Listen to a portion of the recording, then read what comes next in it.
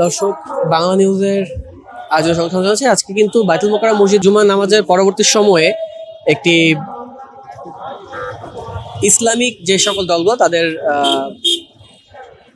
বিক্ষোভ মিছিলের ডাক দেওয়া হয়েছে এবং এই বিষয়কে কেন্দ্র করে কিন্তু ইতিমধ্যে বাইতুল মোকাররমে প্রশাসনিক যে ব্যবস্থা সেটি কিন্তু জোরদার করা হয়েছে। প্রশাসনিক টহল আপনারা দেখতে পাচ্ছেন যে বিভিন্ন যারা আসছে যাদের কাছে ব্যাগ রয়েছে তাদেরকে কিন্তু তাদের ব্যাগগুলা পর্যবেক্ষণ করে তারপরে তাদেরকে ভেতরে ঢুকতে দেওয়া হচ্ছে এবং এর পাশাপাশি যে বিষয়টি আসলে লক্ষণীয় যে তাদেরকে কিন্তু ব্যাগ চেকিং করে তাদেরকে ভেতরে ঢুকতে দেওয়া হচ্ছে।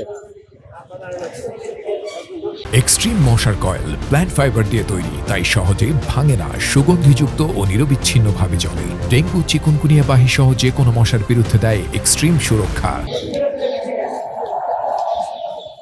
আজকে এই মুহূর্তে কিন্তু বাইতুল মোকাররমের যে প্রশাসনিক ব্যবস্থা সেটা কিন্তু বেশ জোরদার করা হয়েছে, বিষয়টি লক্ষণীয়। এবং এর পাশাপাশি যে বিষয়টি যে আজকে গত পরশুদিন যখন নাগরিক কমিটির